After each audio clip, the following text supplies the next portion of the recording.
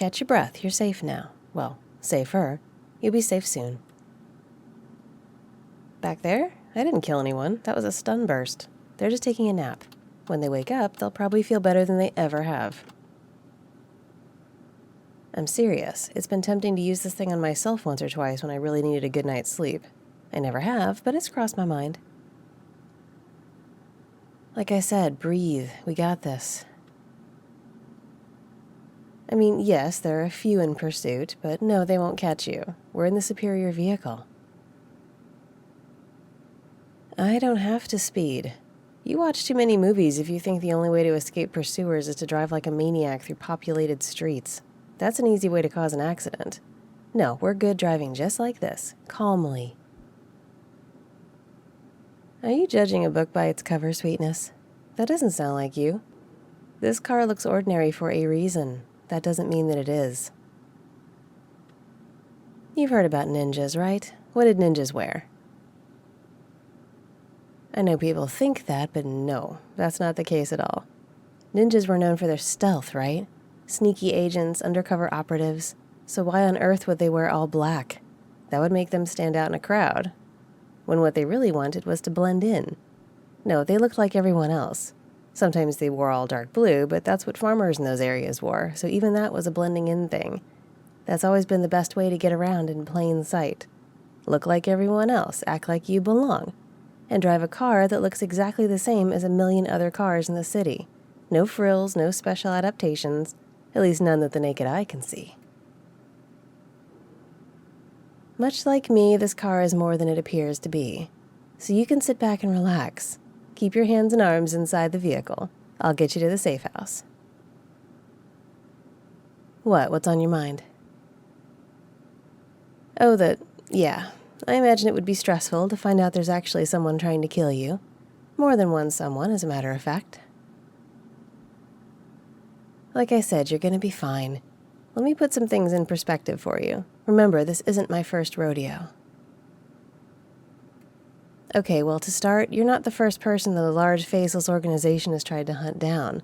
Sometimes they succeed, sometimes they fail. But one of the almost laughable things about this whole situation is that despite the fact that it's scary and it is dire, it's also not that uncommon. Big corps have beef with individuals all the time. You're not as special as it might feel right now. So, take that to heart, I guess. I'm sure you're special in lots of other ways, though. No, I know you are. I know your credentials, remember? I did a lot of research on you. I know more than almost anyone knows about you, probably. I couldn't do my job well if I didn't. I have to have a good feel for who you are as a person and what you're capable of. Well, consider, are you the type to get so freaked out that you try to open the car door right now and tuck and roll your way to what you presume to be safety? No, you're not. You're scared, but not in a panic and do stupid things sort of way. But that'd be important for me to know. And I can only know that with a thorough background into your psyche. Does that make sense? Okay, good. So yeah, the situation you're in, it's not something that happens to most people, but it happens to quite a few. The difference is most of them don't have me. I told you I'm good at what I do. Right now, while we're driving and chatting, I'm doing small things to put distance between us and the ones following us. Hacking a few stoplights, closing a few routes, that sort of thing. I have connections that go to lots of places, and I can access them on the fly. That's the sort of thing I'm paid for, and I do not come cheap. Me and my very ordinary-looking car, we are the best tools available to get you away from anyone trying to hurt you. You mean after we get to the safe house? For one thing, I'll make absolutely sure no one follows. In fact, we've just about lost them already. And after that, the odds of someone coming to kill you will go down a lot every day. Over time, I promise you, you can relax. There's a term I want you to keep in mind. It applies to business, but it also applies to this. Cost-benefit analysis. You know what that means, right? Right. Weighing the cost of some action or decision against the benefit of it and figuring out if it's worth it. It's a very common thing. No one really questions it. But sometimes it gets applied in more almost ghoulish ways, like with your implant, the one you're trying to blow the whistle on. Exactly. Your company did the cost-benefit analysis of releasing the implant and decided that any potential harm it would cause to customers would be outweighed by the money they would make. Their profit was the motivator, and the money won out. Because they weren't seeing the customers as people, not for the purposes of the analysis. For a company with a conscience, the amount of acceptable harm to customers is zero. There is no benefit that's worth the cost of human lives. But for your company, and for a lot of others, those lives have a very concrete value. What is the cost to pay off the families, sweep the negative press under the rug, bury the evidence? Those costs should not be tangible, but for your company they are. That's how they decided that the implant would go ahead despite the problems. Those problems have a dollar value, and that value is lower than their profits. It's despicable, but common. Now, back to you. You're part of a cost-benefit analysis, too. They're spending money chasing you. There is definitely a bounty on your head, and they've likely also provided resources to anyone looking to hunt you down. All that has a cost. But at some point, the cost of chasing you and trying to take you out becomes too great compared with the damage they think you're capable of doing. I know right now it seems like a massive deal, but for a company this size, you're a very small fish. You can give them a massive headache if you find a platform to talk about the problems with the implant, and your brain moving to a competitor company is bad news for them overall. But nothing you do personally is going to take down an organization of that size. Nothing anyone can do would do that. You know as well as I do, these companies are like countries, governments. They are too big to fail. So yes, you're annoying to them, and you could cost them a few stock points, but you're not a threat to their existence.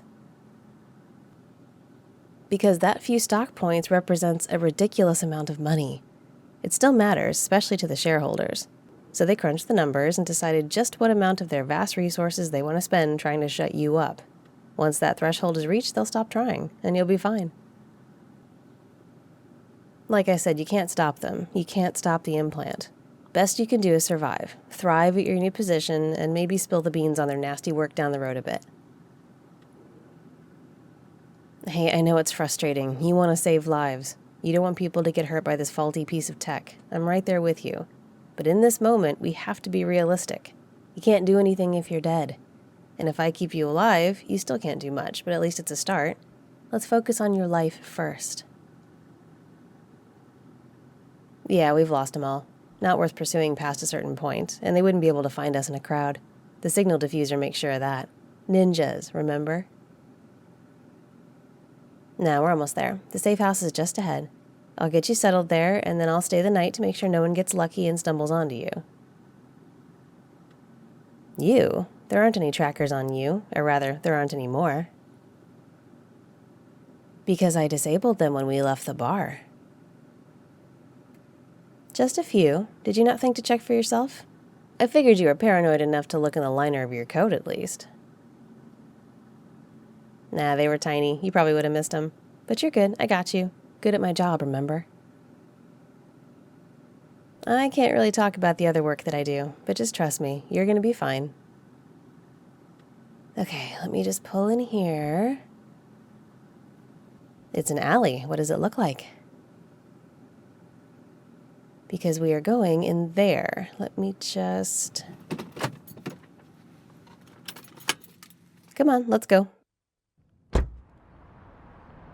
All right, this is the place.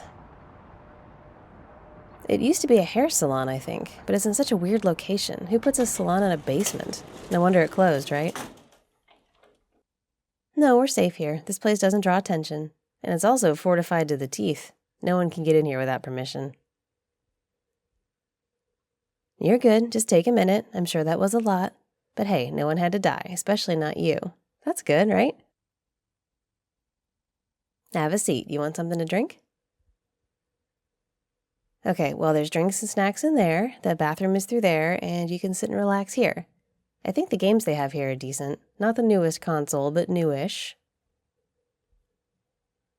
Okay, I'm gonna get the perimeter set. Give me a few. Just got some things to do. Make yourself at home. I'm not entirely sure. I expect at least a few days. But don't worry, you'll be well taken care of, and once you start the new gig, everything will be different. Better apartment, better pay, everything. You're gonna love it. Trust me, working for a company with a conscience has its perks. Now, that's done. Let me see what else. You know what? I think I know where I might find the bounty on you. Yeah, I just remembered a couple spots I haven't checked. Let's see if we can figure out just how much you're worth in this cost-benefit analysis. No, not there. Wait, hang on, here we go. I think... Yeah, this looks like you. Aw, look, nice picture. You had a good hair day that day. Huh, that's strange. Well, this bounty, it's at least 10 times what I would have expected it to be. Yeah, I've done this long enough, I can get a decent feel for what companies think lives are worth, and this is a lot. Are you sure you don't know more than you're saying? Is there more going on with you and your company that you haven't told us? Intriguing. Well, someone definitely wants you dead, and they're willing to pay a lot for it. But don't worry, the outcome will be the same. You'll be fine, and they'll give up. It'll just take longer than I thought. Yeah. In the meantime, I might put out a few feelers, see if I can figure out why it's so high. It doesn't make sense. And I do love a good mystery. For now, just relax. I've got a feeling that things are gonna get interesting. Did you know that channel members here on YouTube get 2 audios a week, not just 1? Sign up right now with the join button under this audio. Or come be a patron on Patreon. Patrons also get that extra content each week, plus special merch, access to my private Discord for hangouts with me, and other perks. You might even be a sweetness patron, like Alan Rasmussen. You're this audio sweetness patron. Thank you for making my audios possible. Don't forget to like and subscribe so you don't miss any uploads, and thank you so much for listening.